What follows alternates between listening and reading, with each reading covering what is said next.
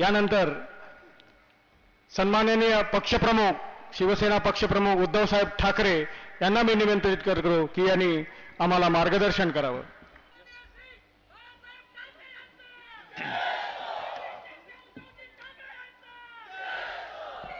जमलेल्या माझ्या तमाम हिंदू बांधवांनो, भगिनींनो आणि मातांनो,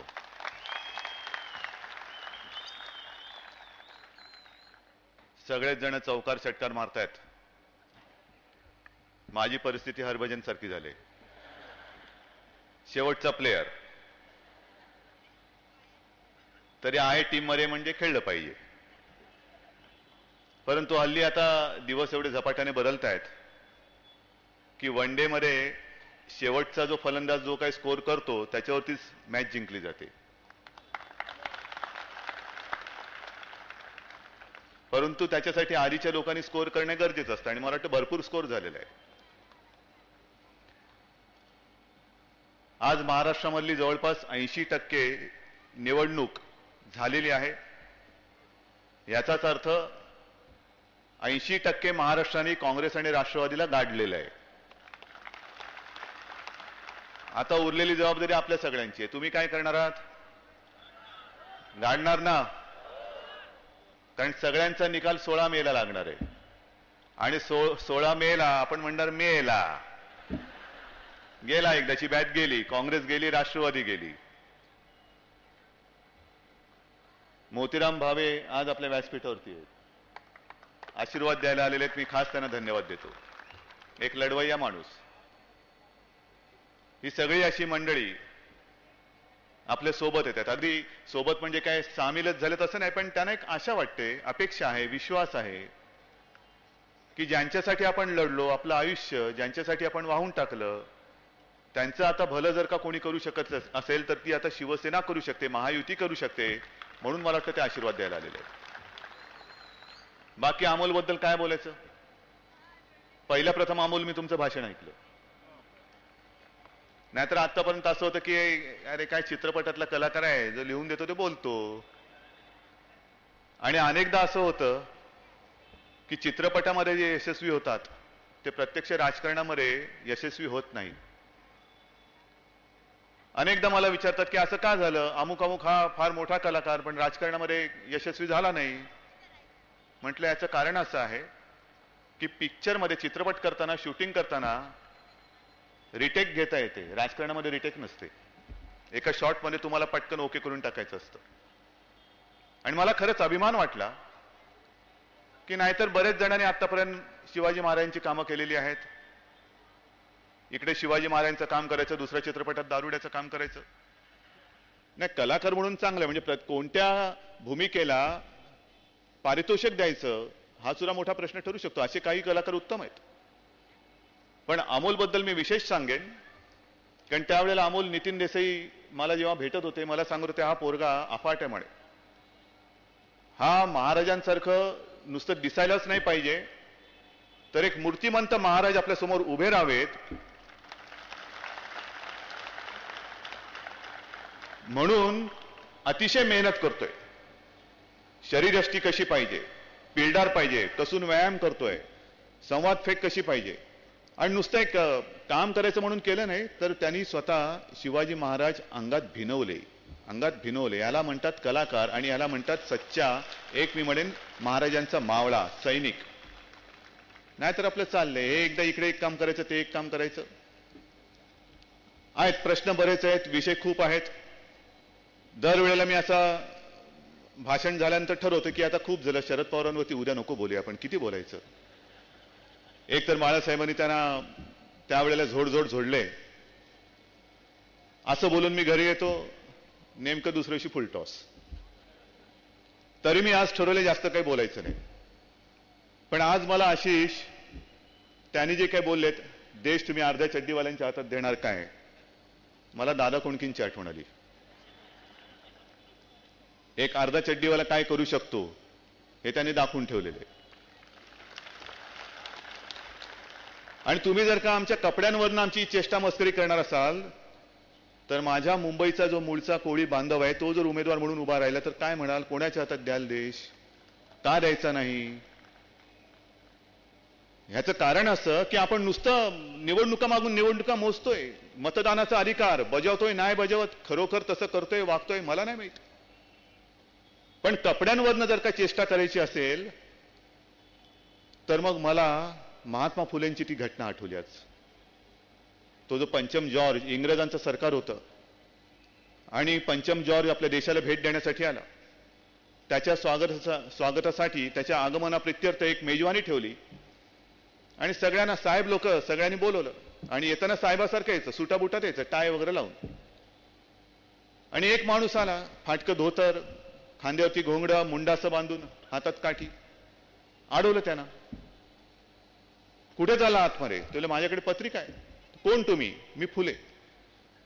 तुला पत्रिका आहे, मग त्या पत्रिकेवर लिहिलेलं नाही कसं यायचं? तुमचा वेश कसा आहे?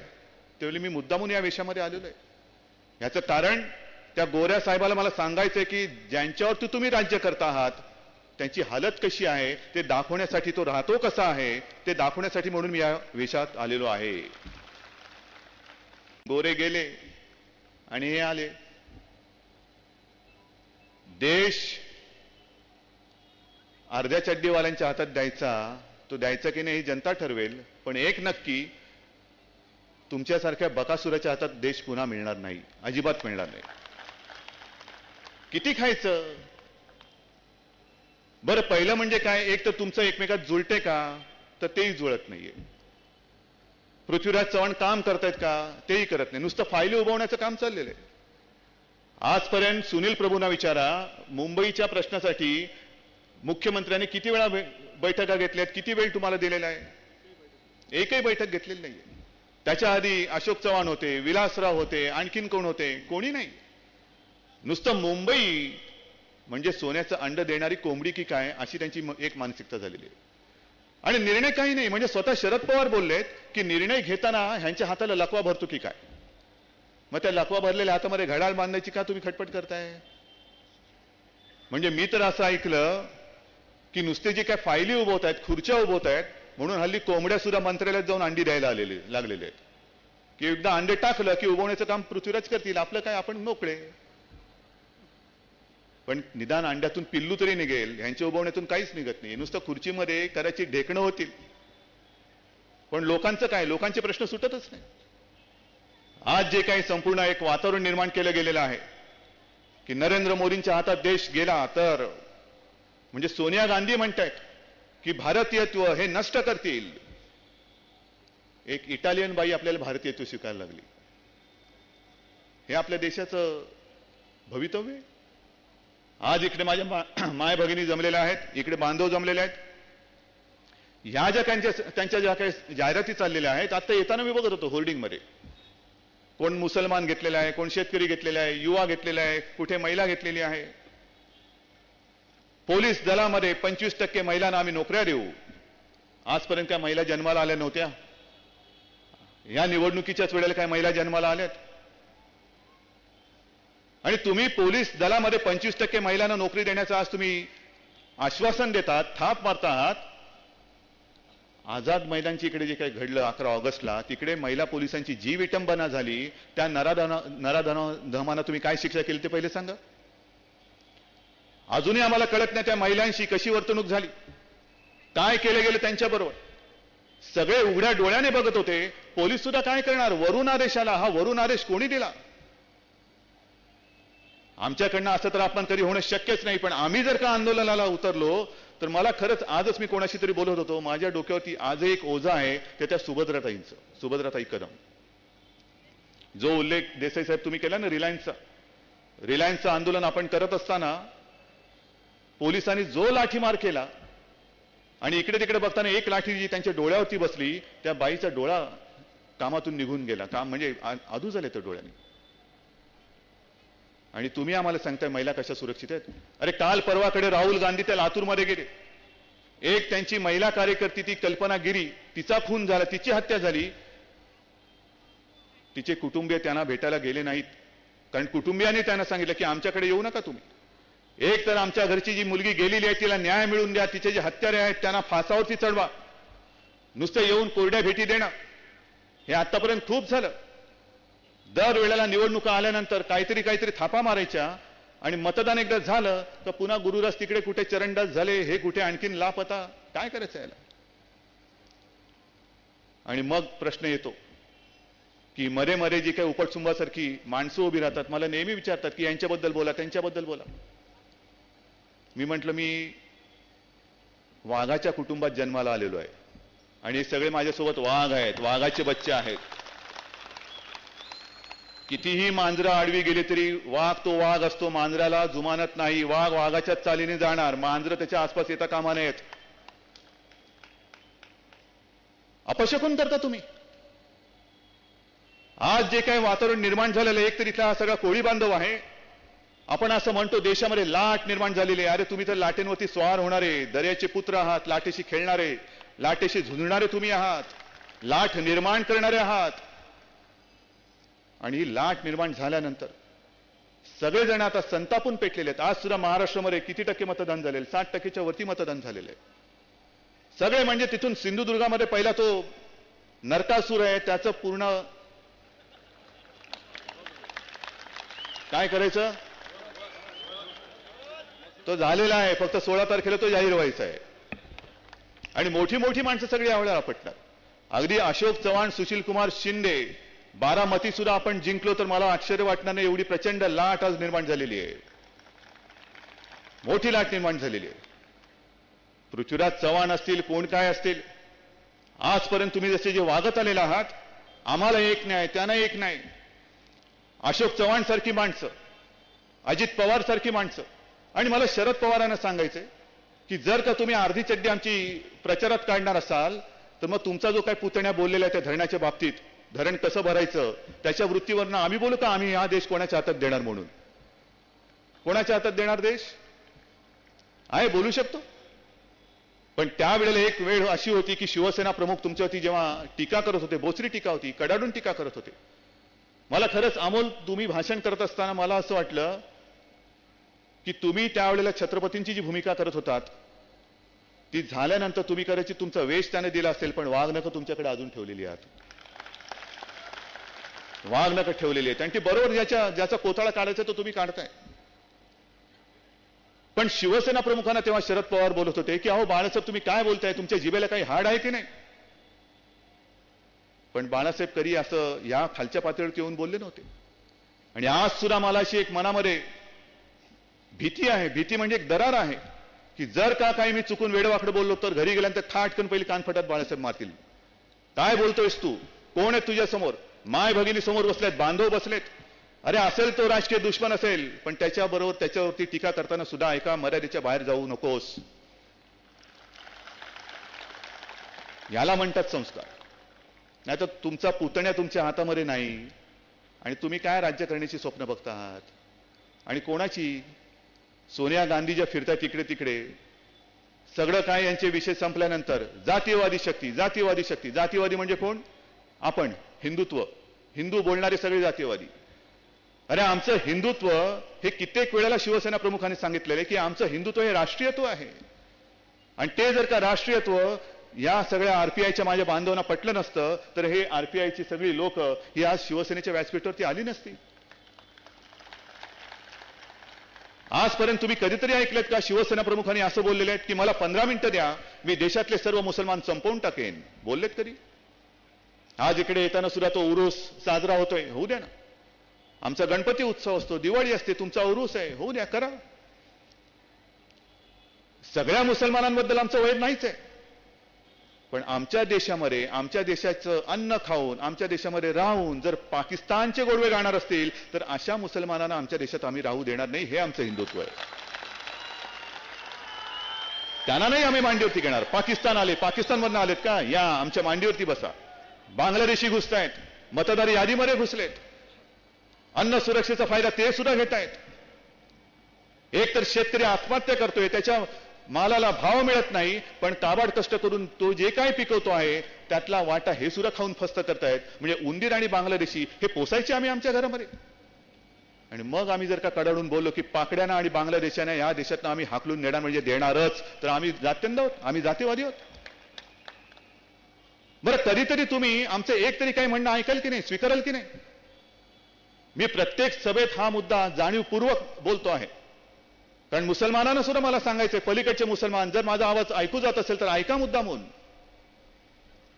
ज्या वेळेला नवाज शरीफच्या आधी जे पाकिस्तानचे पंतप्रधान होते ते आपल्या हिंदुस्थानच्या भेटीवरती आले आणि अजमेर शरीफच्या दर्शनाला गेले. तो एक दर्गा फार पवित्र दर्गा आहे.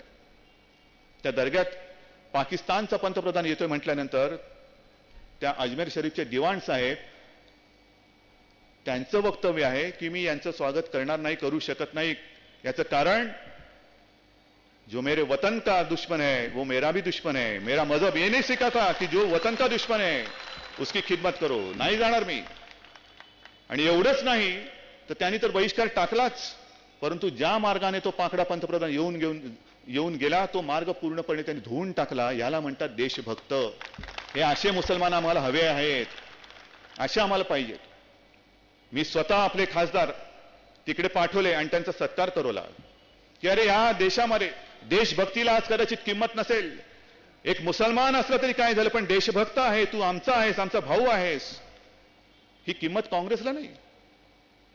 तुम्ही बॉम्बस्फोट करा, चालतंय. तो संजय दत्त ज्या वेळेला तुरुंगामध्ये होता त्यावेळेला स्वतः शिवसेना प्रमुखांनी सांगितलं होतं की अरे नुसता आरोप करून याला नाचवू नका. जर का गुन्हेगार असेल तर त्याच्यावरती खटला टाका, खटल्याचा निकाल लागू द्या, आणि गुन्हेगार असेल तर त्याला फासावरती चढवा. जर त्याचा गुन्हा सिद्ध झाला तर फासावर चढवा, पण केवळ संशय आहे म्हणून त्याचं आयुष्य चढवू नका, हे शिवसेना प्रमुख बोलले होते. आणि मग संजय दत्त बाहेर आला. त्याच्यानंतर चित्रपट घेतले, अनेक चित्रपटात काम केलं, मोठा कलाकार झाला. कित्येक वर्षानंतर त्या खटल्याचा निकाल लागला, सगळे गुन्हे साबित झाले आणि मग संजय दत्त तुरुंगात गेला. तर तुरुंगात गेल्यानंतर आपल्या प्रज्ञासिंग ठाकूर त्या तुरुंगात चढतायत, कर्नल पुरोहित तुरुंगात चढतायत, हे सगळे तुरुंगात चढतात. ह्यांना जामीन मिळत नाहीये. पण गुन्हेगार म्हणजे हे आरोपी आहे, त्यांच्यावरती अजून खटला सुद्धा सुरू झालेला नाही. पण संजय दत्त जणू काही शाळेला सुट्टी लागावी तसं घरी येतो, मस्तपैकी दिवाळीची सुट्टी, नाताळीची सुट्टी, गणपतीची सुट्टी सगळं करून घरी मस्त आरामात सगळे सणवार करून पुन्हा आता मी जातो माझ्या गावा. किती दिवस? आता बस जातो आणि येतो, पॅरोलवरती सुटतो. हा तुमचा न्याय, ही तुमची न्याय प्रक्रिया. आणि मग अमोल तुम्ही जी मगाशी घटना सांगितली, असेल ना कोण गुन्हेगार असेल, गुन्हेगाराला जात पात धर्म लावू नका. जो कोणी गुन्हेगार आहे त्याची जात पात धर्म लावू नका. जर का तो हिंदू असला आणि देशद्रोही असला तरी त्याला फासावरती चढवा. आमचं काही म्हणणं नाही, चढवाच. कारण शिवरायाच्या वेळेला सुद्धा गनीम होतेच. अफजल खान अंगावरती आला होता, मिर्झा राजे जयसिंग काय मुसलमान होता, पण अफजल खानाच्या वेळेला सुद्धा त्यांचे आप्त स्वकीय सुद्धा जाऊन अफजल खानाला मिळाले होते. काय करायचं, हा आपला इतिहास आहे.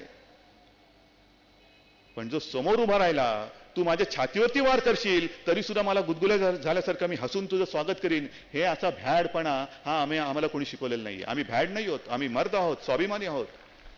एक तर आम्ही कोणाच्या अंगावरती वार करणार नाही, पण जर का कोणी आमच्यावरती वार केला तर त्याचा हात मात्र आम्ही मुळासकट छाटल्याशिवाय राहणार नाही. ही आमची वृत्ती आहे. याची चूक काय?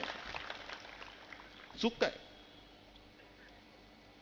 आणि ह्या सगळ्या गोष्टी फोफावतायत. म्हणून मला तुम्हाला सांगायचे की गजानन कीर्तीकर का खासदार झाले पाहिजेत, गुरुदास कामत त्यांनी काही कसं केलेलं नाही हे तुम्हाला मी सांगून समजण्यापेक्षा तुम्ही काही जागत नव्हतात. अहो गजाभाऊ, तुम्ही त्याचा उल्लेख झोपाळू खासदार म्हणून केला, पण खासदार झोपला होता पण माझे मतदार जागे होते ना. हे जागे होते म्हणून, ते जर का जागे नसते तर ही गर्दी इकडे आलीच नसती. हे बोलले असते गजाभाऊ कशाला येत आहे, आमचा खासदार चांगला आहे, तुमची आम्हाला गरज नाहीये. पण प्रत्येक वेळेला विचारल्यानंतर सगळेच सांगतात मुंबईचा आवाज आम्ही दिल्लीमध्ये बुलंद करणार. म्हणजे काय करणार? मुंबईचे प्रश्न कळलेत का कधी? महाराष्ट्राचे प्रश्न कळलेत का कधी? मराठी माणसाचा आवाज आम्ही बुलंद करणार. कसा करणार? कळलाय का तुला? मराठी माणसाचा अर्थ तरी तुला कळलाय काय? महाराष्ट्राचा अर्थ कळलाय का तुला? या कोळीवाड्यांचा प्रश्न तुला कळलाय का? आज मुंबईमध्ये सगळे मोठे टॉवर छाताडावरती उभे राहत असताना माझा मूळचा हा कोळी बांधव CRZ बळी ठरून पडक्या घरामध्ये राहतोय, हा प्रश्न तुला कळलाय का? आणि आपलं सरकार आल्यानंतर मी हे जाणीवपूर्वक करणार. अरे कायदे हे माणसासाठी आहेत का माणसं कायद्यासाठी आहेत? कायदे जर का माणसासाठी असतील आणि माणसाच्या विकासाच्या आड येत असतील, तुमच्या आयुष्याच्या आड येत असतील, तर असे कायदे मी मोडून तोडून टाकून नवीन कायदा बनवून तुम्हाला स्वतःची घरं, हक्काची घरं दिल्याशिवाय मी राहणार नाही. कारण परिस्थिती बदलते, जमाना बदलतो आहे. किती काय तेच आम्ही घेऊन बसणार? का या माझ्या कोळी बांधवांना स्वतःचं नवीन घर बांधायचा अधिकार नाही? ज्या काही जागा मुंबईच्या किनारपट्टीवरती आहेत त्याचे सोन्यापेक्षाही जास्त भाव झालेले आहेत, आणि सोन्यासारखा माझा माणूस हा कसल्या घरामध्ये राहतो आहे, त्यांना साधे त्यांच्या जातीचे दाखले मिळत नाहीत. हा प्रश्न कधीतरी कोणी लोकसभेमध्ये उठवलाय? बरं, परत आपली लोकशाही, आम्ही जातपात धर्म मानत नाही, आम्ही काय बोलतो आम्ही जात्यंध, पण निवडणूक आली, आरक्षण आलं का जातीचा दाखला बघितला जातो. आणि मग तरीही तुम्हीच आमच्याकडे येतात. महादेव कोळी समाज जातीचा दाखला मिळत नाही, कोण देणार तुम्हाला? कोण बोंबलणार तिकडे तुमच्यासाठी? बरं, इकडनं गेला की गेला. गुरुदास कामत जर बोलत असतील की मी किती हजार प्रश्न विचारले प्रश्न, उत्तर किती मिळाली? ऐकलं का तुमचं सरकार होतं? ऐकलं गेलं का? सोनिया गांधीने ऐकलं का? कळलं का? आणि एवढे जर का तुम्ही काम करणारे सगळे कामत होतात, तर मंत्रिमंडळातून लाथ मारून का काढलं? राजीनामा द्यावा लागला ना तुम्हाला. का झालं हे? म्हणजे एक तर तुम्ही सत्तेत तिकडे असताना तुमचंच सरकार तुमचं ऐकत नाही, आणि आता तर आमचं सरकार येतंय, मग आमचा खासदार नको तिकडे जायला? आणि गजाभाऊ जी भूमिका करतायत ही चित्रपटातली भूमिका नाहीये की त्यांना असा महाराजांचा दृष्टांत होतोय आणि सांगतायत काय चाललंय तिकडे बघून या, त्या बँकेमध्ये नोकर भरती कशी चाललेली आहे.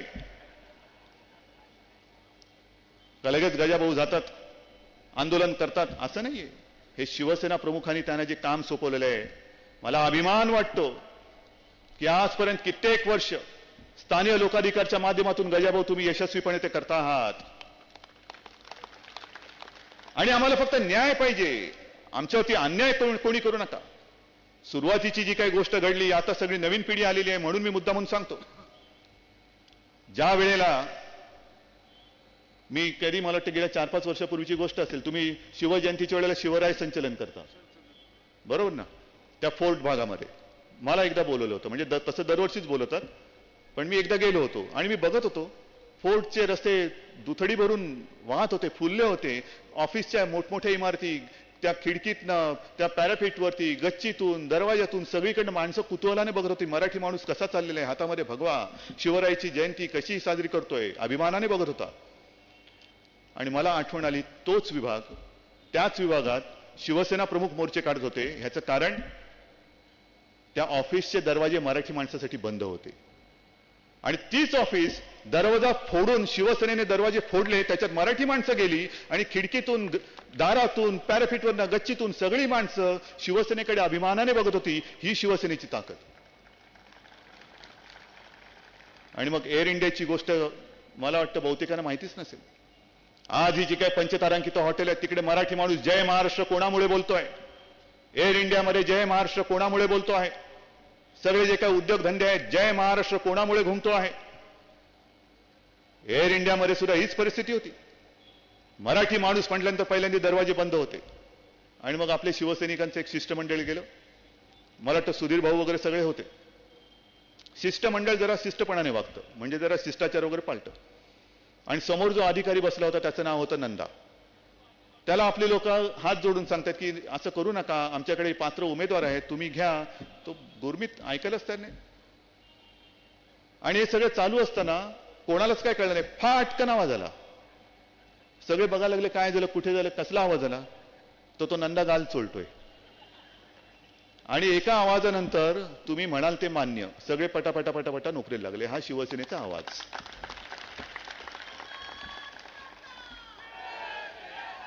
म्हणजे आम्ही चित्रपट काढलेले नाहीयेत, पण चित्रपटात शोभेल असा प्रसंग आहे. उद्या जर का आमच्या शिवसेनेवर कोणाला चित्रपट काढायचा असेल तर सांगा, आणखीन डिटेलमध्ये मी तुम्हाला सगळे प्रसंग सांगेन. मग बँक्स असतील, रेल्वे भरती असेल, नुसते आम्ही रेल्वे भरतीचे ट्रक भरून अर्ज नाही गोळा केले रद्दीत विकायला. बँकेमध्ये ट्रक भरून अर्ज नेणार आणि पुढे काय करणार, जाऊन रद्दीमध्ये विकणार. तसं नाही केलं. आज सुद्धा शिवसेना भवनमध्ये अखंडपणाने सेवा चालू असते. मराठी मुलं मुली येत आहेत, शिकतायत, परीक्षा देत आहेत, आणि नंतर अभिमानाने पेढे घेऊन येतात. त्यावेळेला खरंच एक आनंद वाटतो की शिवसेनेमुळे ही लोक कामाला लागली, हक्काची रोजीरोटी मिळवायला लागलेली आहे. आणि म्हणून मला नेहमी असं वाटतं की आग लावी भाषणं करणं हे सोपं असतं. मागे सुद्धा मी बोललो तेच पुन्हा बोलतोय.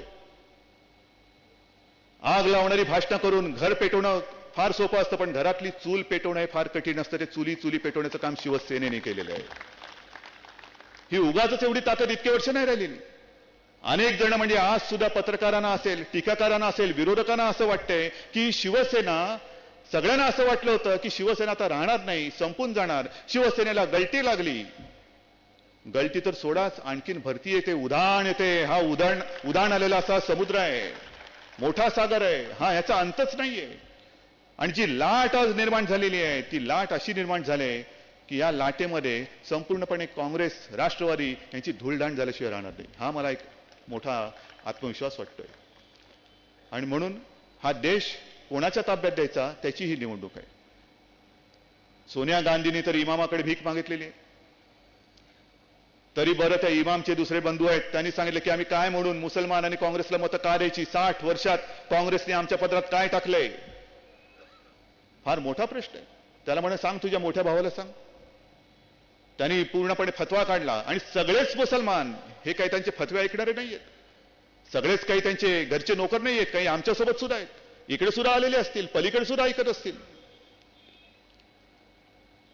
मुळामध्ये काँग्रेस आणि आमच्या भूमिकेत जो फरक आहे तो लक्षात घ्या. काँग्रेस मुसलमानांकडे मत म्हणून बघते आहे आणि आम्ही मुसलमानांकडे माणूस म्हणून बघतो आहोत. माणूस, आम्ही तुमच्यात माणूस बघतो आहोत. दिसला मुसलमान की ठोक. अरे असं जर का असतं तर आपल्या काळामध्ये दंगली आणि दंगलीच झाल्या असत्या. पण अभिमानाने मी सांगतो की ज्या वेळेला आपलं 4.5 वर्षाचं सरकार या महाराष्ट्रामध्ये होतं, एक सुद्धा जातीय दंगल या महाराष्ट्रात आम्ही घडू दिली नव्हती. कोणतीच झाली नाही. पोलिसांना विचारा ना, झाली होती का? आम्हाला काही शांतता नकोय, आम्हाला काही आनंद नकोय. फक्त आम्ही पुन्हा पुन्हा सांगतो की जो कोणी हा देश आपला मानतो तो मुसलमान असला तरी आमचा भाऊ, पण जो कोणी या देशात राहून पाकिस्तानचं काम करतो, बांगलादेशांचं काम असतं, तो कोणी जरी असला तरी आमचं सरकार आल्यानंतर त्याला आम्ही लाथ मारून हाकलून देऊ. आणि हे काम हे नेबळट सरकार करेल. ज्या सोनिया गांधी इमामाकडे भीक मागतायत, धर्मनिरपेक्ष मतं, त्यांच्याकडची मतं ही काय इमामच्या हमामाने धुतली म्हणजे काय धर्मनिरपेक्ष झाली? आणि आमची मतं, ह्यांना काही डाग लागलाय, ह्यांना काही कलंक लागलाय, या मतांना काही किंमत नाही. उद्याचा पंतप्रधान ही सगळी मतं, जिवंत मन, जिवंत माणसं, हा उद्या आमच्या हिंदुस्थानचा पंतप्रधान ठरवणार आहे. इमाम ठरवणार नाहीये, आम्ही त्याला ठरवू देणार नाहीये, अजिबात नाही. आणि मग त्यांच्या सोबत आहे तो मुलायम सिंग. खास करून मला महिलांना विचारायचंय, काही लोक अशी असतात, कसं काय त्यांचं चालून जातं, नेतृत्व कसं येतं, लोक काय म्हणून त्यांना मत देतात हेच मला कळत नाही. जो मुलायम सिंग बोललाय की अरे लडके तो लडके होते हैं, बलात्कार केला तर फाशी कशाला, आमचं सरकार आलं तर आम्ही कायदे बदलू. म्हणजे कायदे बदलल्यानंतर माता भगिनींना विचारायचंय तुम्ही कशा सुरक्षित राहणार? सगळ्यांना मला तुम्हाला विचारायचं, आपली कुटुंब, आपल्या पुढच्या पिढ्या. हा नराधम जर का सत्तेमध्ये आला, कारण ह्याचं सरकार येत नाही, पण अर्धवट रावांचं सरकार आलं, काँग्रेसचं सरकार आलं, आणि त्याला जर का ह्याचा टेकू लागला, तो टेकू लागल्यानंतर ह्यांनी जर का कायदा बदलला तर देशामध्ये काय येईल? कोण लोक थैमान घालतील? हे थैमान चालेल? आणि मग पवार साहेब त्या मुलायम सिंगापेक्षा आमच्या अर्धे चड्डीवाले बरे. त्यांना काहीतरी संस्कृती आहे, संस्कृतीचे रक्षक म्हणून एक आम्ही वसा घेऊन पुढे चाललेलो आहोत, वारसा घेऊन पुढे चाललेलो आहोत. तुमच्यासारखं नाहीये की प्रत्येक दगडावरती जेवढे दगड दिसतील त्याच्यावरती पाय ठेव. तरी बरं नशीब 2च पाय आहेत, नाहीतर आणखीन कुठे कुठे. पण आगा नाही, पिछा नाही, विचार नाही, काही नाही. सोनिया गांधींनी हाकलून दिलं तरी परत तिकडे जा. राजनाथ सिंग बोलले पाठिंब्याची गरज नाही, तरी परत मोदी मोदी मोदी. हे असे आमचं नुसतं असं चाटुगिरी करणारं आमचं धोरण नाहीये. आज आपल्या महायुतीने पूर्ण विचार करून नरेंद्र मोदींचं नाव पंतप्रधान पदासाठी जाहीर केलेलं आहे. पूर्ण विचार करून. त्यांची सुद्धा तुम्ही चेष्टा करता. काय एक चहावाला, आम्ही असं नाही केलं की अरे कोण होतोय, पानवाल्याला विचारलं तू होतोस करे, बीडीवाल्याला विचारलं तू होतोस करे, तंबाखूवाल्या तू होतोस करे, मग चहावाला म्हणाला मी होतो, बरं ठीक आहे हो. असं नाही केलं. त्यांची कारकीर्द बघितली, त्यांची धमक बघितली. आणि आज देशामध्ये जे काय संपूर्णपणे चोथा करून ठेवलेला आहे यांनी, तो चोथा जर का नीट करायचा असेल, देशाला जर का एक चांगलं मजबूत सरकार द्यायचं असेल तर नरेंद्र मोदींशिवाय दुसरा पर्याय नाही, महायुतीशिवाय दुसरा पर्याय नाही. काल मी मराठवाड्यामध्ये होतो, संभाजीनगरमध्ये माझी सभा होती. आणि त्या सभेत बोलताना मी मराठवाड्याचा मुक्ती संग्राम याच्यावरती 1-2 मिनिटं माझ्या आठवणी सांगितल्या. आणि त्या आठवणीमध्ये महत्वाची गोष्ट हीच आहे की सरदार वल्लभभाई पटेल हे तेव्हा देशाचे गृहमंत्री होते. सरदार वल्लभभाई पटेल आणि नेहरू पंतप्रधान होते. निजाम माजला होता, रजाकार अत्याचार करत होते, महिलांवरती बलात्कार करत होते. हे मुलायम सिंग त्याचीच औलाद आहे. ही काय ती ओवेसी काय त्या रजाकाराचीच औलाद आहे. बलात्कार ते करत होते. आणि वल्लभभाई पटेलने तिकडे पोलीस कारवाई केली, सैन्य घुसवलं आणि म्हणूनच मराठवाडा मुक्त झाला. हे असे मनमोहन सारखे लाचार, नेभळट, बुळचट पंतप्रधान तेव्हा जर का असते तर मला नाही वाटत मराठवाडा कधी आपल्या देशामध्ये सहभागी झाला असता. तुम्ही काय कराल ते आमची हिंमतच नाहीये. पाकिस्तान घुसते, घुसू द्या. बांगलादेशी घुसते, घुसू द्या. चीन आपला भूभाग खातोय, खाऊ द्या. ही सगळी आता मेंढर म्हणा, बेडूकुड्या मारणारी सगळी लोक म्हणा, ह्यांना तर बस जरा घरी आतापर्यंत तुम्ही भोगलात हे खूप झालं. पण जर खरोखर तुम्हाला न्याय पाहिजे असेल आणि मुंबईचा आवाज म्हणजे काय हे सगळं आहे ना, वचननाम्यात गजाभाऊनी मांडलेले रेल्वेचे प्रश्न आहेत, कोळी बांधवांचे प्रश्न आहेत, पिण्याच्या पाण्याचा प्रश्न आहे, मिठी नदीचं पात्र मोठं करायचं आहे, निधी पाहिजे. मुख्यमंत्री तिकडे बोलायला तयार नाहीत, शरद पवार बोलायला तयार नाहीत आणि गेल्या वेळेच्या 6 खासदारांपैकी एकही खासदार तिकडे बोललेला नाही. कारण गल्लीमध्ये दादागिरी करणारे तिकडे चाटुगिरी करतात, तिकडे खरंच चाटुगिरी करतात. आणि म्हणून मी तुम्हाला सगळ्यांना एक विनंती करतोय, तुम्ही सगळेजण तर हे ठरवून आलेलाच आहात. आता हे असे दुबळे, अशक्त, बुळे आणि मांजरं दिल्लीत पाठवू नका. आता दिल्लीमध्ये शिवसेनेचे वाघ पाठवा, वाघ. बस तुम्ही या मुंबईच्या 6 खासदार मला निवडून द्या. महाराष्ट्राचे मला वाटतं, मला जे विचारतात की किती खासदार येतील, मी म्हणतो माझे 48 खासदार येणार, यावेळेला आणणारच. आणि या सर्व खासदारांना घेऊन 48 खासदारांना घेऊन मी नरेंद्र मोदींकडे जाणार, पंतप्रधान नरेंद्र मोदींकडे जाणार आणि त्यांना सांगणार की नरेंद्र भाई, तुम्ही ज्या खुर्चीत बसलाय ती पंतप्रधान पदाची खुर्ची देशातली सर्वोच्च खुर्ची आहे. या खुर्चीवर बसण्यासाठी माझ्या महाराष्ट्राचा सिंहाचा वाटा आहे.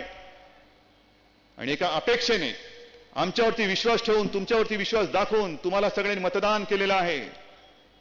सगळेजण मनामध्ये विष कालवत होते, तरी सुद्धा त्यांचं न ऐकता तुम्हाला त्यांनी मतदान केलेलं आहे, पंतप्रधान बनवलेलं आहे. आता माझ्या महाराष्ट्राचा अधिकार जो आहे, मुंबईचा अधिकार आहे, तो तुम्हाला द्यावाच लागेल आणि त्यांच्याकडनं तो मिळवणार म्हणजे मिळवणारच. आणि म्हणून शेवटी एकच विश्वास, मी तुम्हाला वचन दिलेलं आहे, तुम्ही मला देणार आहात. कारण आज तारीख आहे किती तारीख? 17. अजूनही 8-10 दिवस आहेत. पुढच्या गुरुवारी चांगला दिवस आहे, गुरुवार चांगला दिवस आहे. म्हणजे आज कोकणामध्ये नरक चतुर्दशी होती. पुढच्या गुरुवारी काय आहे मला माहिती नाही.